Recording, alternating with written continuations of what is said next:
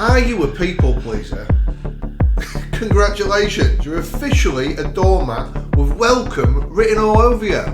It's time to upgrade to a do not disturb sign.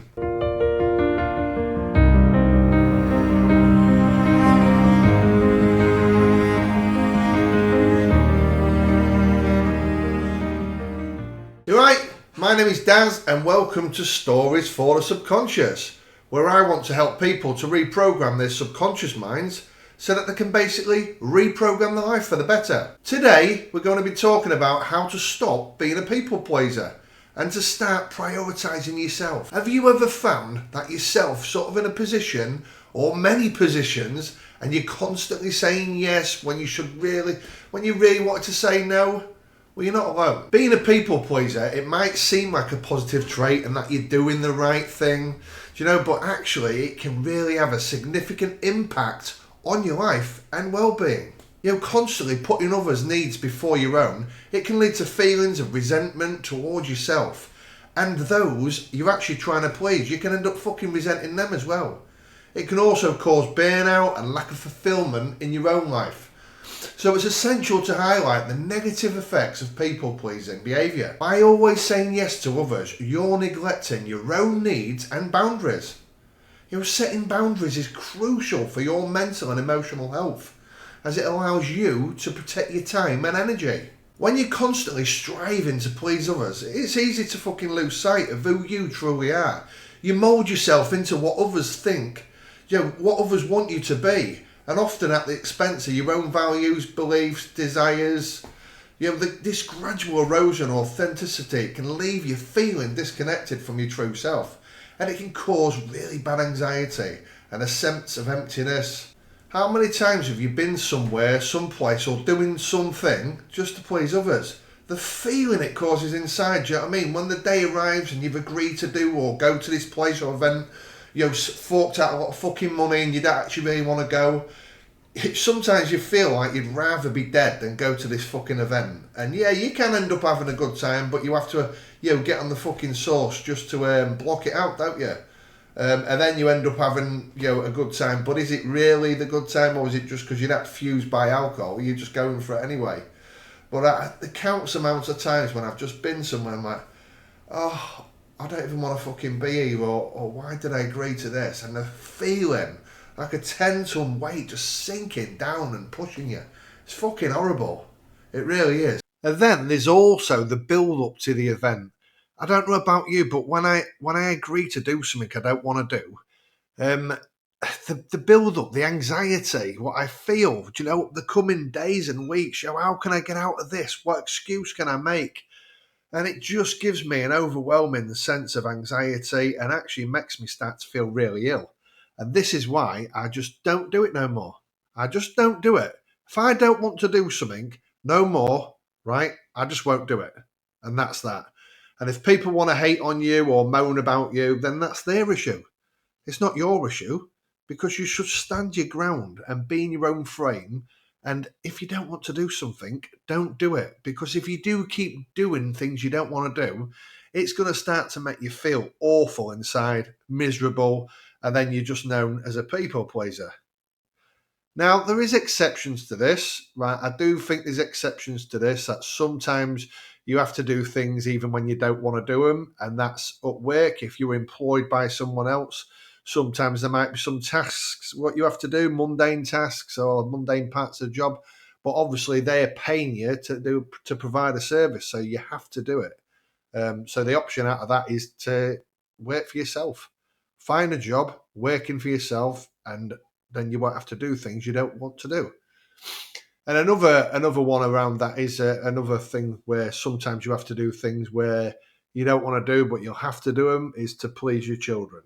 And if you sometimes, especially when my daughter was young, I could find myself up one of them play areas, with all the slides and sort of, like them sort of like, well, I don't know what they're made of, them sort of play objects. Do you know what I mean? Where they're very soft, like a soft play sort of area, and you can find yourself in the middle of one of them, getting balls pelted at your head and sliding down slides, getting friction burn over your arms and stuff just to please your daughter. But I do think there's an exception. You know, to please your children, I would go the extra mile to make my children happy, and they always have done.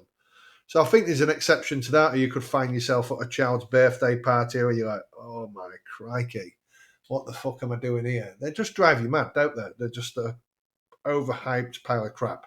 In my eyes, anyway. I mean, you might enjoy them. I don't. I hate kids' birthday parties, and I'm so glad I don't have to go to them anymore. And there's also another aspect to this, and that is like agreeing to things when you're in a good mood.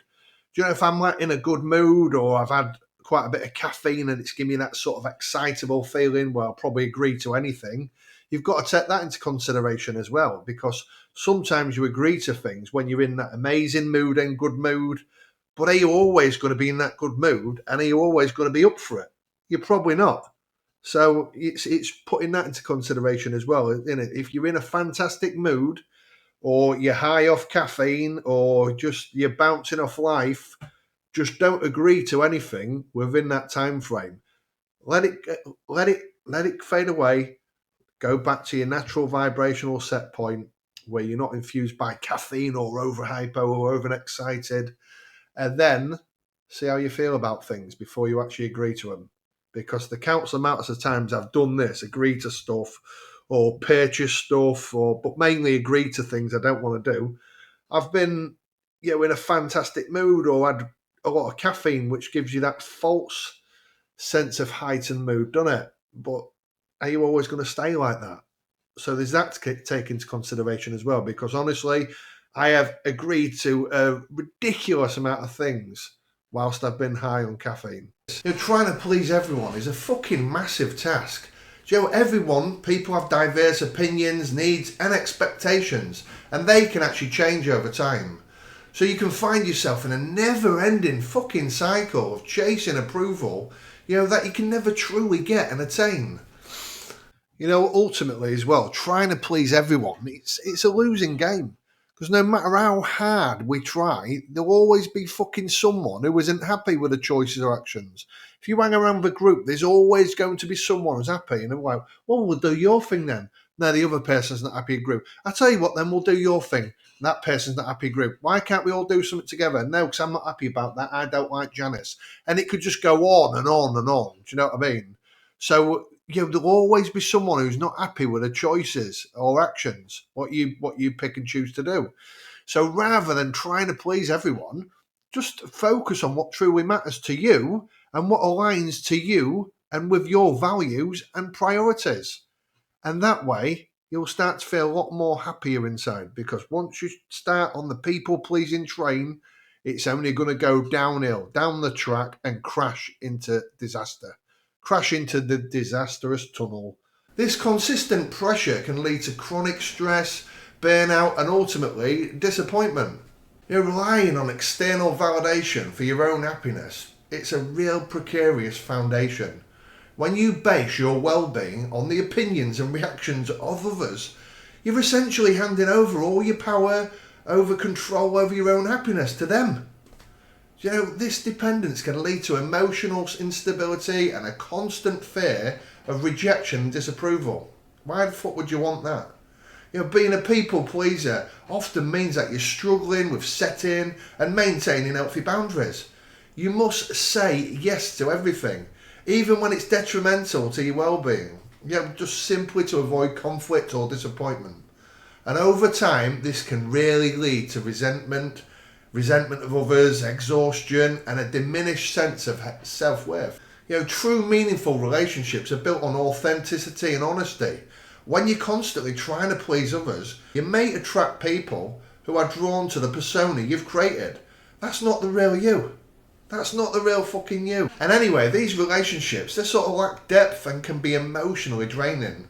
Authentic connections, on the other hand, they thrive on openness, vulnerability, and like for like, do you know what I mean?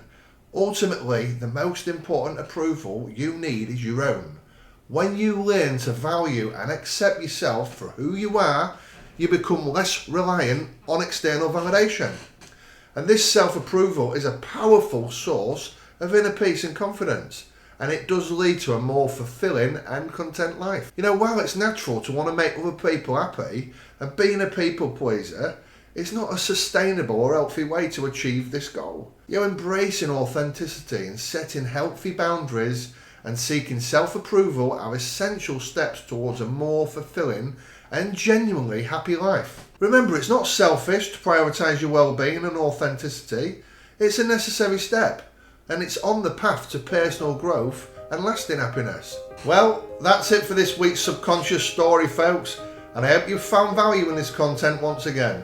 And if you have, please like, share and subscribe, as it helps the story to thrive, stay alive and get into that subconscious mind. Until next time.